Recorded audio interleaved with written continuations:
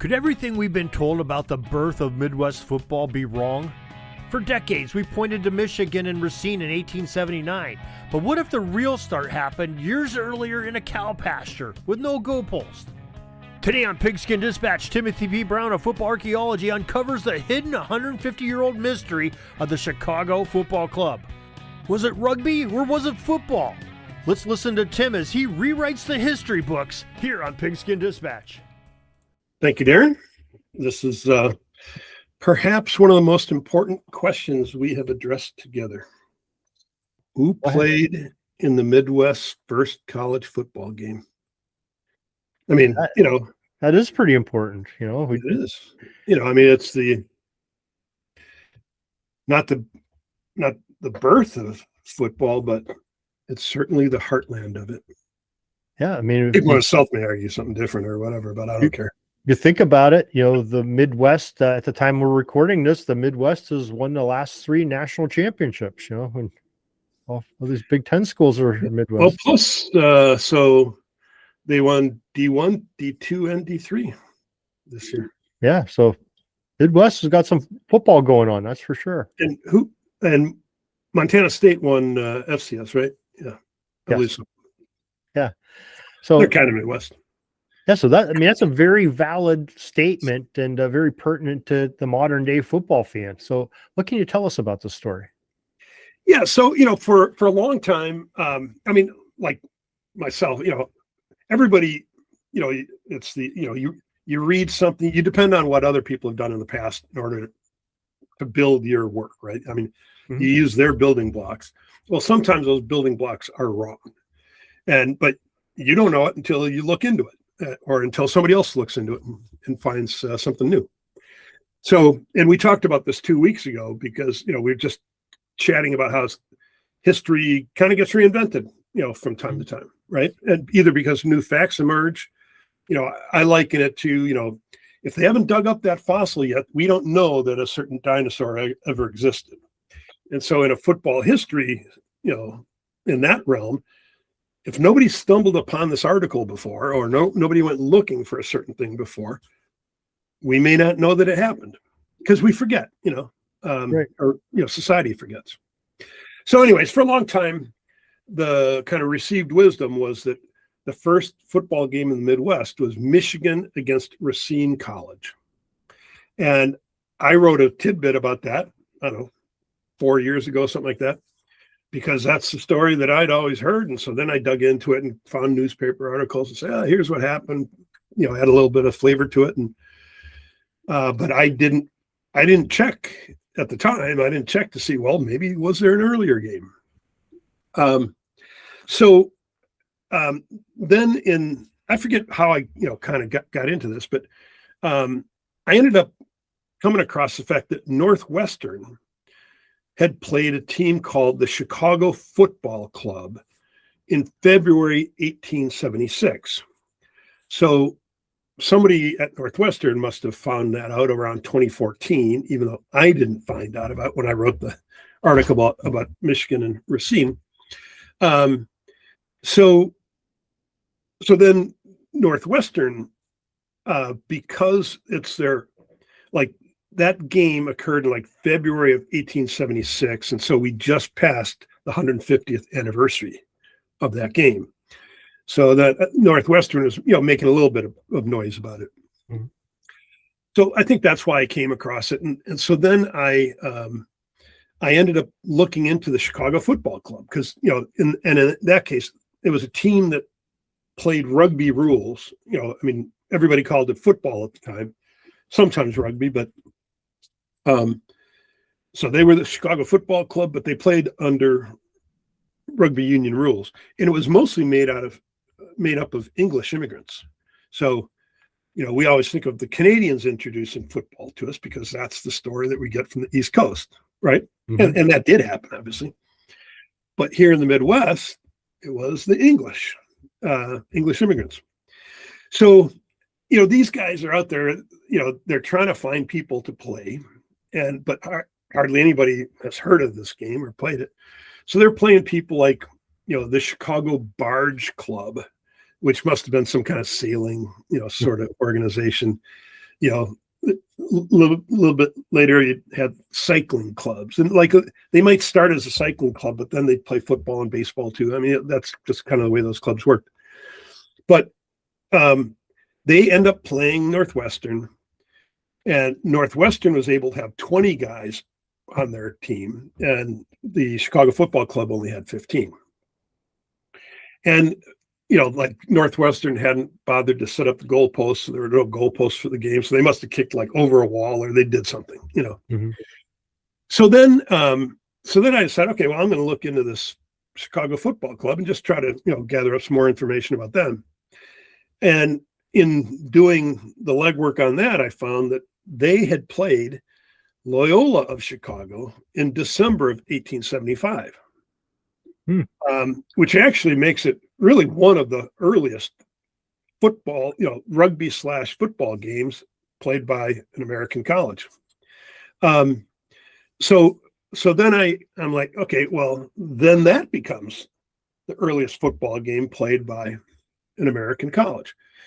And then, we can get into this and argue about it if you want, but, the story also kind of gets into the whole thing. Okay, at what point did rugby, like this was a rugby match, both when they played Northwestern and when they played Loyola, it was a rugby match. So is a rugby match football? Is a rugby match from 1875 considered football, or is it rugby? And if you're going to do so, so there's that basic question. And then if you're going to say, no, it's rugby, okay, then it's okay. Well, when did football become football?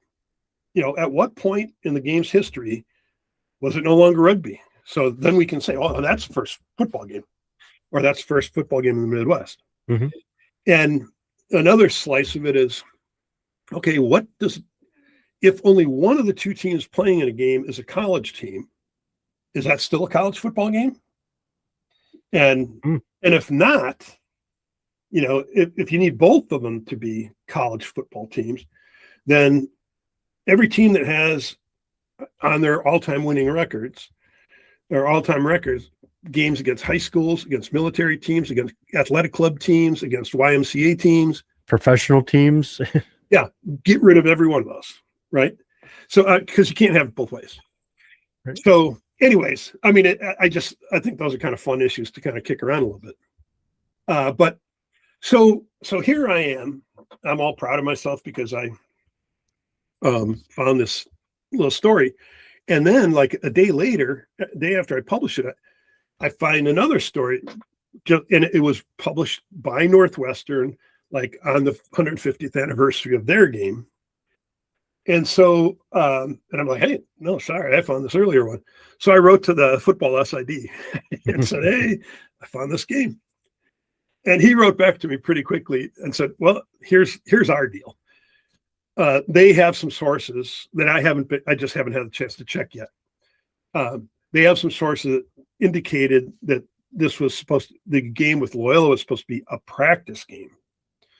And there was also something about it was a foreign game, which foreign back then meant away game. But anyways, they've got some kind of stuff that suggests to them it wasn't a real game. So then their game was the first, the Northwestern Chicago Football Club game was the first game. So to be determined whether the story that I wrote is accurate or not. I mean, it's accurate in terms of what happened, but I still need to do some more research to determine whether or not Northwestern's view of that game is one that I agree with, or that I still agree with my original position. Okay. Well, okay. So you posed a question within this question, and you said, okay, when was football, when was it a football game? When was it a rugby game? In your opinion, and you've done quite a bit of research on this and wrote and have talked to people like Dr. Tony Collins about these different genres of what we call football around the world. Yep. So when do you think the time frame, maybe not the particular game, when was that time frame where the first American football game would have taken place? Yeah. So I view it, and so this Loyola game actually kind of violates what I'm my general position. So my general position is American football started in 1876. And I say that because they formed the Intercollegiate Football Association in 1876. They adopted the rugby rules, the rugby union rules, as how they were going to play one another. And it's kind of like the Pope, you can trace the lineage of popes back to St. Peter, right? Mm-hmm. And American football, you can trace the lineage of the football rules back to the adoption of the rugby union rules that year. And they tweaked and they changed like four rules in 1876. So in my mind, that's what football began after the adoption of those rules.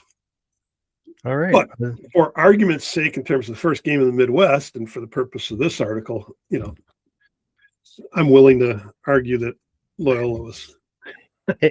But hey, it's a lot more accurate than if people are considering, the game in 1869 to be the first college football game, which had no semblance of modern football at all or rules. Yes, I think you're a lot closer with the Loyola game. Yeah, I mean, they may have even called it football, but any kicking game was considered football at the time. And I mean, there's so many things wrong with that game, and I just view it as Park H. Davis, a Princeton guy, was probably the preeminent early historian, and so he said it was that game, and so that's the way it's kind of come down. But I don't consider that to be, even though a few years back I would have said that was first game. Well, not anymore. I just learned enough to argue otherwise. Yeah, maybe it's more of a consideration for the first intercollegiate sporting event between. But there were baseball games probably. Crew and baseball before that. Okay. All right. So that even throws that one out. First intercollegiate contests were crew. Well, okay. All right. Yeah. All right. Well, Tim, you ask the hard questions, you research the hard questions, and then you bring them to us and really make us think. In your writings, tonight you're doing it here in this episode, and you do this a lot and study the antiquity and make people appreciate what's happened in the past.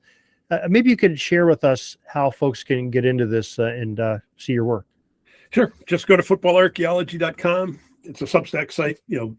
Either bookmark it or subscribe, in which case you'll get an email every time I send out a new story. You can also find my books through that site, or just go to Amazon and search for Timothy P. Brown or football history, and you'll find one of my books.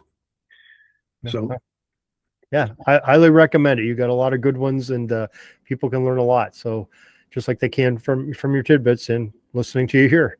So, Tim, we really appreciate you joining us this Tuesday and talking about football history. I'd love to talk to you again next week. Very good. Thanks, sir. That's all the football history we have today, folks. Join us back tomorrow for more of your football history.